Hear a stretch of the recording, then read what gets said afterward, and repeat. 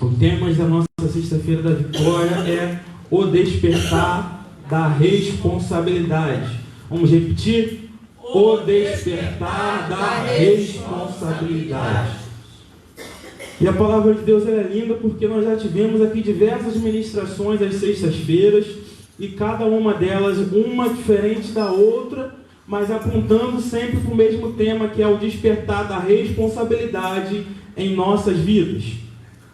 E quando eu estava pedindo ao Senhor direção para uma palavra, pedindo a Deus uma palavra para que pudesse ministrar, Deus ele tocou no meu coração acerca do profeta Oséias.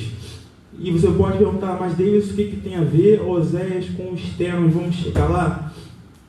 E lendo, estudando o texto, nós conseguimos entender, primeiramente, o profeta Oséias, ele é o primeiro livro que nós conhecemos como dos profetas menores. Logo após o livro de Daniel, vem o livro do profeta Oséias.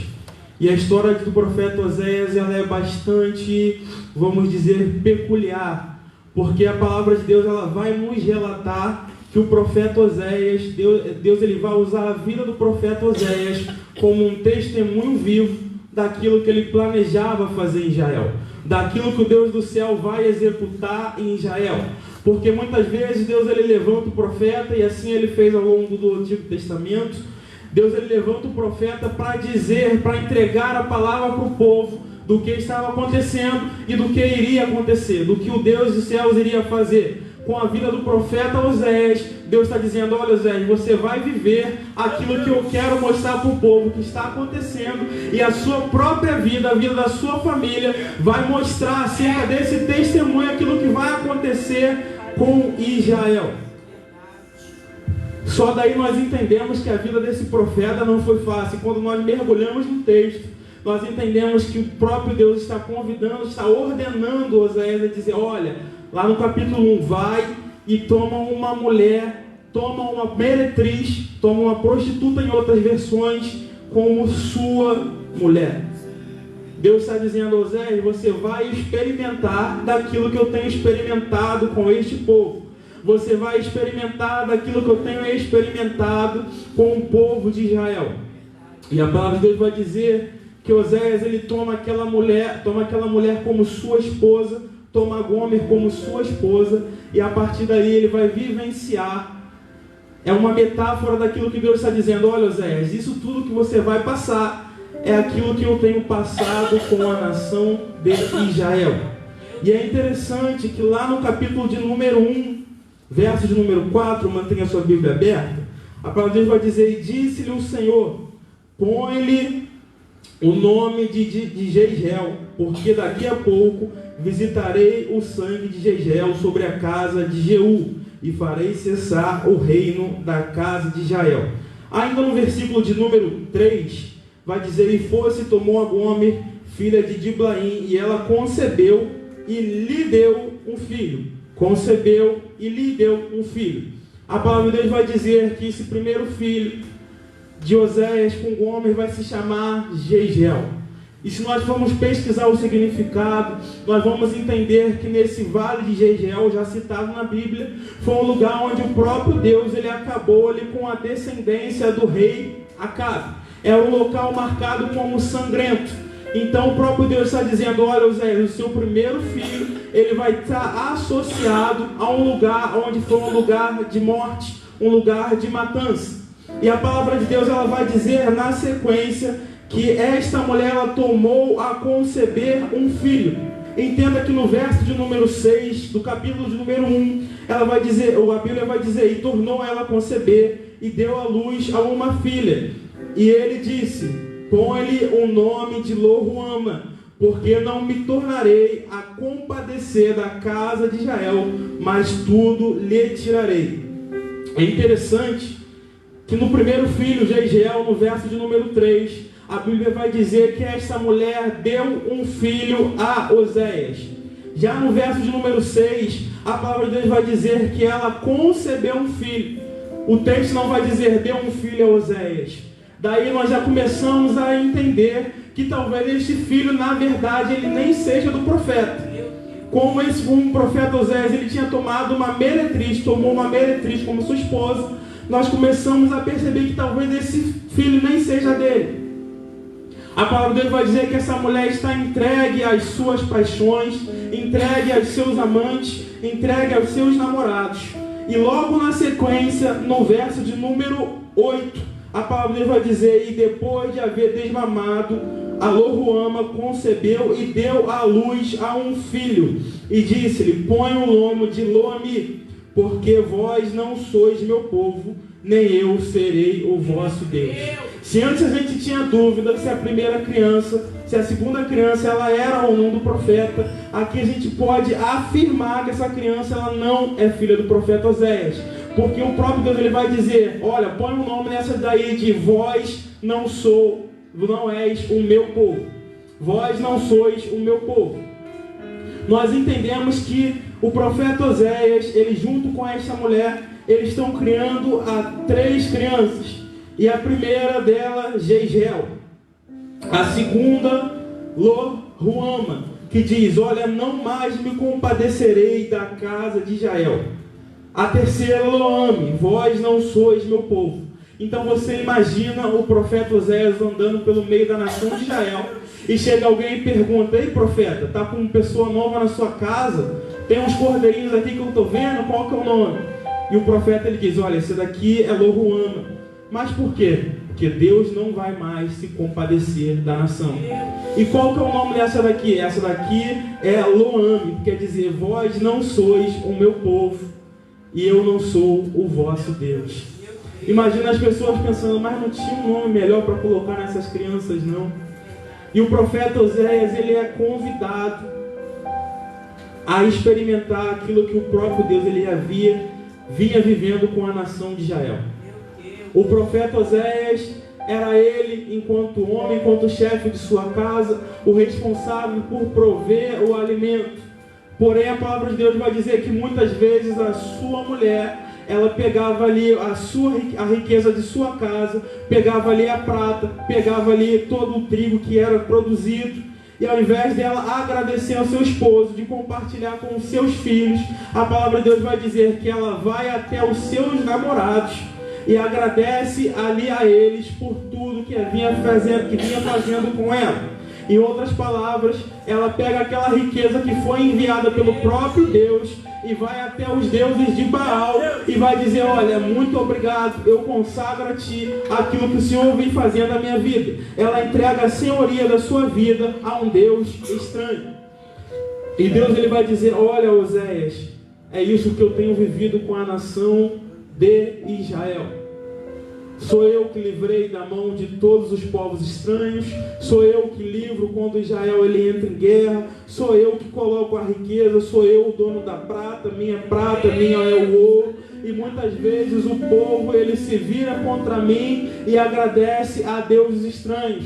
O povo ele deixa entrar aquilo que não é para entrar no meio da nação. O povo ele deixa o pecado entrar no meio da nação. E o profeta Oséias ele é convidado a experimentar isso com a sua esposa, tendo filhos que muitas vezes duvidavam: olha, não sei se esse filho é meu, não sei se é, mas Deus está dizendo: olha, Oséias, independente disso, eu convido você a amar a sua esposa e eu convido você a amar os seus filhos. Aí nós entendemos que o próprio Deus está dizendo: olha, Israel, mesmo em meio a tudo que você tem feito, mesmo em meio às vossas transgressões, mesmo em meio ao seu pecado, eu continuo te amando. Mas, Oséias, você precisa experimentar o quanto isso é difícil. Porém, Israel, você precisa se arrepender do seu pecado, você precisa se voltar para Deus. A palavra de Deus vai dizer que após esta mulher, ela dá a luz ao terceiro filho, ela sai da sua casa e vai viver o matar, o furtar, o adulterar, o homicídio sobre homicídio. Por isso a terra se lamenta, e qualquer que morar nela desfalecerá com os animais do campo e com as aves dos céus, e até os peixes do mar serão tirados. Em outras palavras, o próprio Deus está dizendo: olha, por conta do vosso pecado, o que permanece em Israel é mentira. são matanças, furto, adultério, homicídio. E o próprio Deus está dizendo, por conta do pecado, até os animais da terra vão perecer. Até as aves do céu não haverão mais. Até os peixes do mar serão arrancados. Deus está dizendo, tudo aquilo que eu entreguei nas mãos de Israel, toda a riqueza que eu consegui, eu, o próprio Deus, por causa do vosso pecado, ó Israel, eu vou retirar do meio de vós. Deus está dizendo, não vai ser infrutífero só a sua casa por causa do pecado, por causa da mentira, mas Ele está dizendo, olha, o plantio ao vosso redor será infrutífero. Ele está dizendo, olha, a pecuária ao vosso redor será improdutiva. Ele está dizendo, olha, até os peixes do mar serão arrancados de lá. Todavia Ele está dizendo, olha, Israel não terá mais um futuro se continuar dessa forma, ou melhor, terá um futuro totalmente perdido, largado à própria sorte, se vocês não se voltarem para o Deus do céu. Só que aí no verso de número 6, a palavra de Deus vai dizer, e o meu povo foi destruído, porque lhe faltou conhecimento. Porque tu rejeitaste o conhecimento, também eu te rejeitarei. Em outras palavras, a palavra de Deus ela está dizendo, olha, quando nós rejeitamos, quando nós deixamos de lado o conhecimento de Deus, muitas vezes nos preocupando muito mais com o sacrifício do que o conhecimento de Deus, como diz lá no capítulo 6, verso de número 6, porque eu quero misericórdia e não sacrifício, e o conhecimento de Deus mais do que holocaustos. O próprio Deus está dizendo, olha, o povo está sacrificando, sim, mas está sacrificando ao invés de obedecer. O povo está sacrificando, sim, mas está sacrificando, mas o coração não está sacrificando junto. O povo está sacrificando, está entregando o sangue dos animais, mas está dizendo, o coração ainda continua voltado para as práticas de deuses estranhos. E Deus está dizendo, e na verdade, tudo isso, a causa é a falta do conhecimento de Deus. E se nós formos olhar o texto no capítulo de número 4, a palavra de Deus vai deixar claro que o sacerdote naquela época não estava cumprindo o papel que era dele. O papel que era de ensinar o povo, o papel que era de conduzir o povo a sacrificar da forma como lhe foi ensinado. E Deus ele vai dizer, olha, a culpa disso tudo é tua. Porque aquilo que eu te ordenei para fazer, você não está fazendo. Aquilo que eu te chamei para colocar diante do altar de Deus, você até está colocando, mas o teu coração está distante. A palavra de Deus vai dizer, olha, e por conta disso, por conta da falta de conhecimento que você conduziu o povo ele vem perecendo. Daí nós entendemos que Deus, em outras palavras, Ele está dizendo, olha, por conta da sua falta de responsabilidade, é que o povo perece. Nós entendemos dessa palavra que muitas vezes a nossa falta de responsabilidade, quem vai perecer não somos somente nós. Quem vai perecer em meio à falta de responsabilidade não é somente você. Porque muitas vezes nós podemos dizer, olha, eu não vou fazer, mas quem sabe da minha vida sou eu quem mando, sou eu quem faço, mas Deus está dizendo, olha, se você não se voltar para Deus, quem perece não é só você, quem perece é a sua família, quem perece é o povo que está ao seu redor, aqueles que dependem de ti, quem perece é o governo que está perto de ti, quem perece é a agricultura que está entregue à sua mão, quem perece é a riqueza que eu entreguei em sua mão. Deus está dizendo, olha, se você perecer, não vai ser sozinho, mas vai perecer todos aqueles que estão ao seu redor. Em outras palavras, Ele está dizendo, a sua falta de responsabilidade leva ao sofrimento do povo. Entenda que a falta de responsabilidade, ela é a causa principal por conta da falta do conhecimento de Deus. Porque se o povo não tem conhecimento, o povo adora da maneira que Deus não ensinou. Se o povo não tem conhecimento, o povo não entende que precisa, antes de entregar o sacrifício, precisa entregar o coração para Deus. Se o povo não tem conhecimento, eu não entendo que antes de eu levantar as minhas mãos, eu preciso primeiro dobrar os meus joelhos. Antes de eu curvar o meu corpo, antes de eu me entregar aqui na igreja, eu preciso me entregar no meu quarto. Antes de eu vir e falar, eu preciso que o Senhor Ele fale comigo. E Deus está dizendo, isso eu aprendo não é com sacrifício não, isso eu aprendo com conhecimento de Deus. Isso eu aprendo, Deus está dizendo, olha, eu quero que você entregue menos sacrifício de tolo e obedeça mais aquilo que está escrito na minha palavra. Meu Cristo. E aí nós entendemos que a falta de responsabilidade, ela pode conduzir todo um povo a uma ruína. A falta de responsabilidade, ela pode conduzir todos que estão ao redor daquele que deveria ser o responsável. Aquele que deveria fazer e não faz, conduz a perecer. O livro de Esther, a palavra dele vai dizer que Mardoqueu ele se veste de pano de saco e ele vai se humilhar ali de frente para aquele palácio, para a guarda do palácio, dizendo, olha, não vou comer, não vou beber e vou jejuar até que esse veredito, até que esse dito de Amã ele seja revogado. E a palavra de Deus vai dizer que isso chega até o conhecimento de Esther. E Esther primeiro ela vai apresentar uma justificativa para não poder fazer aquilo que ela deveria fazer. E ela vai dizer, olha, mas já tem um mês, já tem mais de um mês que o rei não me convida à presença dele. E está escrito na lei que se eu me apresentar diante da presença do rei, sem que ele me chame, e se ele não apontar o cedro para mim, isso pode ser que eu seja, que o rei mande me executar, que eu seja morta a fio de espada. Mardoqueu ele vai dizer para Esther, olha, se você não se posicionar, se na posição que você se encontra você não tomar atitude, Esther, fica tranquila, porque socorro e livramento virá de outra parte. Mas você está achando que você vai se livrar? Não. Você vai ser consumida junto com isso que vai acontecer. Em outras palavras, Mardoqueu está dizendo, olha, ou você se posiciona, ou isso que vai alcançar a nação de Israel, que vai alcançar os judeus, melhor dizendo, vai alcançar a tua vida também. Em outras palavras, a Bíblia Sagrada está dizendo, ou você se posiciona, ou o resultado ele chega em sua vida. Se você se posicionar, a mão de Deus ela age. Se você não se posicionar, a palavra de Deus está dizendo, olha, socorro e livramento pode até vir de outra parte, mas tenha certeza que você vai pagar o preço disso. Se Deus convocou você para orar, não é para o pastor orar.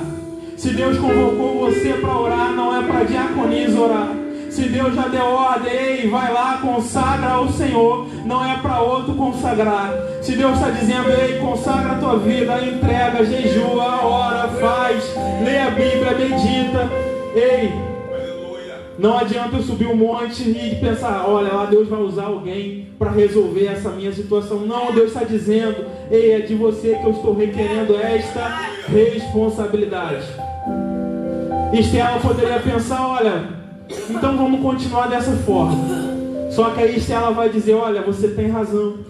Mesmo correndo risco de vida, ore, jejue por mim, porque eu vou me apresentar na presença do rei. E se eu perecer, pereci. Mas eu vou fazer aquilo que deve ser feito. Verdade, desse jeito, Jesus. Se não der certo, não deu, mas eu vou fazer aquilo que Deus está mandando eu fazer. Se nós pensarmos, muitas vezes nós escutamos alguns irmãos dizendo, olha, mas está muito difícil. Irmãos, se está difícil com Deus, está difícil na presença de Deus, imagino fazendo aquelas coisas que Deus ele não quer que nós façamos. Imagine agindo da forma que Deus já mandou para você não agir. E Estela vai se apresentar diante da presença do rei. E a palavra de Deus vai dizer que aquele veredito que havia sido dado por Amã, ele é quebrado. Através do posicionamento, primeiramente, de Mardoqueu e depois de Esther. Porque Estela resolveu utilizar ali do seu posicionamento, utilizar ali da sua posição para fazer aquilo que ela deveria fazer. No livro de 1 Coríntios, capítulo de número 13, salvo engano, no verso de número 11, a palavra de Deus vai dizer, olha, o apóstolo Paulo vai dizer, quando eu era menino, falava como menino, pensava como menino, logo cheguei a ser homem e acabei com as coisas de menino. Em outras palavras, o apóstolo Paulo está dizendo, olha, o que Deus está requerendo de você nesse momento não é aquele agir lá de trás quando você era menino na fé. Não é aquele agir lá de trás quando você estava aprendendo os rudimentos da palavra de Deus. Deus ele está requerendo de você um posicionamento como homem e como mulher de Deus. Deus está requerendo de você, não é correr para A e para B dizendo ora. Deus está requerendo, ei, levanta você, impõe as mãos e ora você. Deus, aleluia. Tiago ele vai dizer, sede pois praticante da palavra de Deus e não somente ouvinte. Aí ele vai continuar dizendo, olha, porque aquele que é somente ouvinte é semelhante ao homem que se olha no espelho e logo que ele sai, ele se esquece daquilo que ele viu. Verdade. Mas vós não, vós sereis praticantes da palavra de Deus. E nós, como praticantes da palavra de Deus, o nosso Deus, ele exige que nós, muitas vezes, nós não fiquemos sentados no banco, dizendo, olha, e agora o que vai sair? O que vai acontecer? Ó vida, ó Senhor, Deus está dizendo, olha, levanta e reage. Levanta, desembainha a espada, pega no escudo da fé, toma o capacete, calça a sandália, preparação do Evangelho da Paz e faz a obra de Deus. Levanta e age, faz alguma coisa. O que você não pode é perecer. E você está dizendo, olha, eu posso até perecer, mas eu vou perecer fazendo aquilo que eu deveria fazer diante da presença do Rei. O que eu não posso é perecer sentado no meu lugar. O que eu não posso é perecer sendo covarde. O que eu não posso é perecer recuando diante daquilo que eu preciso fazer. Meu Deus, glória, aleluia. Conforme nós falamos no livro de Oséias, Deus está dizendo, olha, a culpa disso tudo é pela falta de conhecimento. E a falta de conhecimento, ela leva a uma ação errada. E uma ação errada, ela não traz o resultado que nós queremos para a nossa vida. Verdade. Verdade. Quando nós plantamos uma semente A, não tem como nascer o fruto B. Vai nascer A.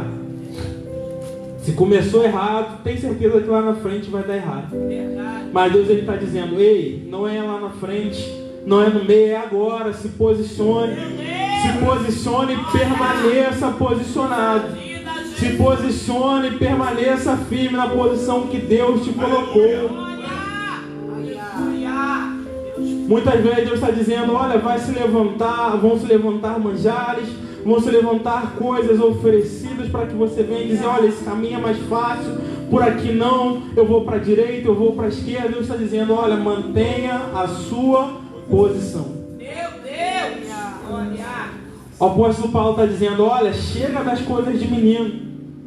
Capítulo 3 de Coríntios, olha, queria falar com vocês como espirituais, mas eu não posso, eu tenho que falar como quem ainda é criado com leite. O apóstolo Paulo, não chega. É tempo da maturidade espiritual. É tempo de atingirmos a maturidade espiritual. E na maturidade espiritual, Deus está dizendo, é para você fazer aquilo que é necessário. Não fazer somente aquilo que você quer fazer. Meu Deus. Muitas vezes nós vemos no trabalho. O trabalho é um grande exemplo de um lugar, o trabalho de todos nós, onde muitas vezes nós temos que fazer coisas que nós, às vezes, nem queremos. Mas você faz por quê? Você é obrigado. Porque é dali que vem o seu salário. Porque é dali que você sustenta a casa. Você tem um patrão. Você tem um chefe. E muitas vezes nós escutamos aí, tem um dito na internet, e é verdade. Quem faz somente aquilo que quer é criança. Adulto, ele precisa fazer aquilo que necessita ser feito. Meu Deus. Verdade. E muitas vezes nós chegamos à fase adulta, nós chegamos à maturidade e pensamos, eu vou fazer somente o que eu quero. E no trabalho nós não podemos agir assim. Verdade. Verdade. Meu Deus. Se a gente agir assim no nosso trabalho, vem a mão de ferro, ó.